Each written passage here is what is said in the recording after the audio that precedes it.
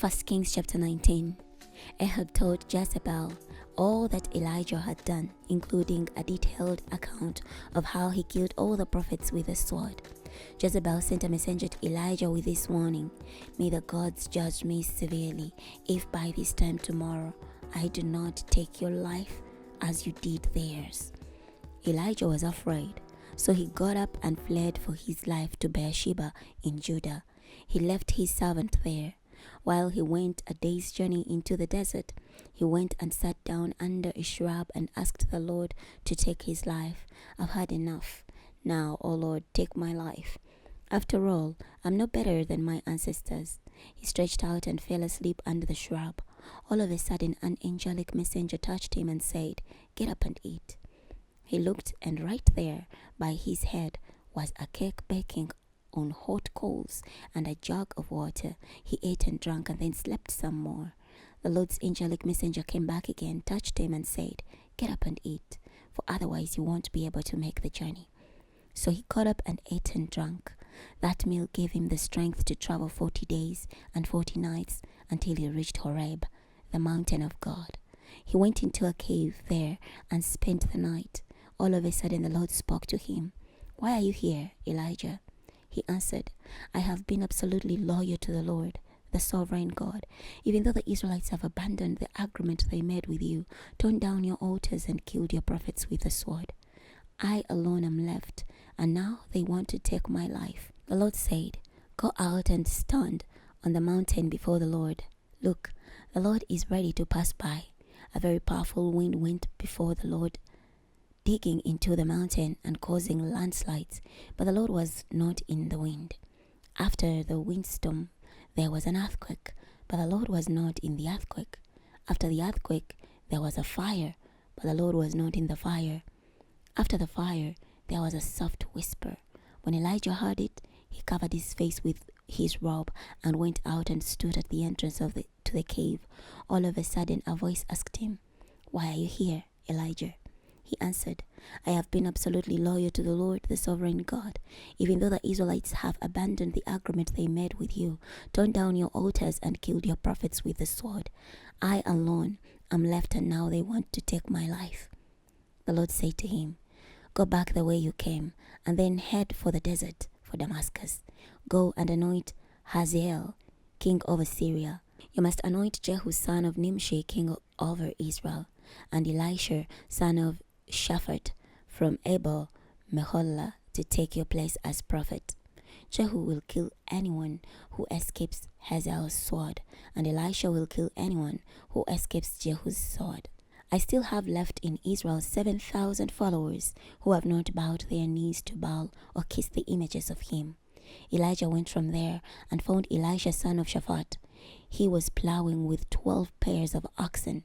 He was near the 12th pair. Elijah passed by him and threw his robe over him. He left the oxen, ran after Elijah, and said, "Please, let me kiss my father and mother goodbye. Then I will follow you." Elijah said to him, "Go back. Indeed, what have I done to you?" Elisha went back and took his pair of oxen and slaughtered them. He cooked the meat over a fire that he made by burning the harness and yoke. He gave the people meat, and they ate. Then he got up and followed Elijah and became his assistant. Chapter 20. Now King Ben-hadad of Syria assembled all his army, along with 32 other kings, with their horses and chariots. He marched against Samaria and besieged and attacked it. He sent messengers to King Ahab of Israel, who was in the city. He said to him, "This is what Ben-hadad says: Your silver and your gold are mine, as well as the best of your wives and sons." The king of Israel replied, "It is just as you say, my master, O king. I and all I own belong to you." The messengers came again and said, "This is what Ben-hadad says: I sent this message to you. You must give me your silver, gold, wives, and sons. But now at this time tomorrow I will send my servants to you, and they will search through your palace and your servant's house. They will carry away your valuables." The king of Israel summoned all the leaders of the land and said, "Notice how this man is looking for trouble. Indeed, he demanded my wives, sons, silver, and gold, and I did not resist him." All the leaders and the people said to him, Do not give in or agree to his demands. So he said to the messengers of Ben-hadad, Say this to my master the king, I will give you everything you demanded at first from your servant, but I am unable to agree to this latest demand. So the messengers went back and gave this report. Ben-hadad sent another message to him. May the God judge me severely if there is enough dirt left in Samaria for my soldiers to scoop up in their hands. The king of Israel replied, Tell him, the one who puts on his battle gear should not boast like one who is taking it off. When Ben-hadad received this reply, he and the other kings were drinking in their quarters. He ordered his servants, Get ready to attack. So they got ready to attack the city. Now a prophet visited King Ahab of Israel and said, This is what the Lord says. Do you see this huge army? Look, I am going to hand it over to you this very day. Then you will know that I am the Lord. Ahab asked, By whom will this be accomplished? He answered, This is what the Lord says, by the servants of the district governors. Ahab asked, Who will launch the attack? He answered, You will. So Ahab assembled the 232 servants of the district governors. After that he assembled all the Israelite army, numbering 7,000. They marched out at noon, while Ben-hadad and the 32 kings allied with him were drinking heavily in their quarters. The servants of the district governors led the march. When Ben-hadad sent messengers, they reported back to him, Men are marching out of Samaria. He ordered, Whether they come in peace or to do battle, take them alive. They marched out of the city with the servants of the district governors in the lead and the army behind them. Each one struck down an enemy soldier. The Syrians fled and Israel chased them. King Ben-hadad of Syria escaped on horseback with some horsemen. Then the king of Israel marched out and struck down the horses and chariots. He thoroughly defeated Syria. The prophet visited the king of Israel and instructed him, Go fortify your defenses. Determine what you must do, for in the spring the king of Syria will attack you. Now the advisers of the king of Syria said to him, Their God is a God of the mountains. That's why they overpowered us. But if we fight them in the plains, we will certainly overpower them. So do this. Dismiss the kings from their command and replace them with military commanders. Muster an army like the one you lost, with the same number of horses and chariots. Then we will fight them in the plains. We will certainly overpower them. He approved their plan and did as they advised. In the spring, Ben-hadad mustered the Syrian army and marched to Aphek to fight Israel.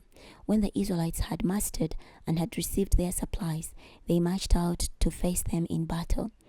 When the Israelites deployed opposite them, they were like two small flocks of goats, but the Syrians filled the land. The prophet visited the king of Israel and said, This is what the Lord says. Because the Syrians said, The Lord is a God of the mountains and not a God of the valleys, I will hand over to you this entire huge army. Then you will know that I am the Lord. The armies were deployed opposite each other for 7 days. On the 7th day, the battle began, and the Israelites killed 100,000 Syrian foot soldiers in one day. The remaining 27,000 ran to Aphek and went into the city, but the wall fell on them. Now Ben-hadad ran into the city and hid in an inner room. His advisers said to him, Look, we have heard that the kings of the Israelite dynasty are kind. Allow us to put sackcloth around our waists and ropes on our heads and surrender to the king of Israel. Maybe he will spare our lives. So they put sackcloth around their waists and ropes on their heads and went to the king of Israel. They said, Your servant Ben-hadad says, Please let me live. Ahab replied, Is he still alive? He is my brother. The men took this as a good omen and quickly accepted his offer, saying, Ben-hadad is your brother. Ahab then said, Go get him. So Ben-hadad came out to him, and Ahab pulled him up into his chariot. Ben-hadad said, I will return the cities my father took from your father. You may set up markets in Damascus, just as my father did in Samaria. Ahab then said, I want to make a treaty with you before I dismiss you. So he made a treaty with him and then dismissed him. One of the members of the prophetic guild, speaking with divine authority, ordered his companion, Wound me. But the man refused to wound him. So the prophet said to him, Because you have disobeyed the Lord, as soon as you leave me, a lion will kill you." When he left him, a lion attacked and killed him. He found another man and said, "Wound me." So the man wounded him severely. The prophet then went and stood by the road waiting for the king. He also disguised himself by putting a bandage down over his eyes. When the king passed by, he called out to the king, "Your servant went out into the heat of the battle, and then a man turned aside and brought me a prisoner. He told me, 'Guard this prisoner. If he ends up missing for any reason, you will pay with your life or with a talent of silver.' Well, it just so happened that while your servant was doing this and that, he disappeared." The king of Israel said to him, "Your punishment is already determined by your own testimony."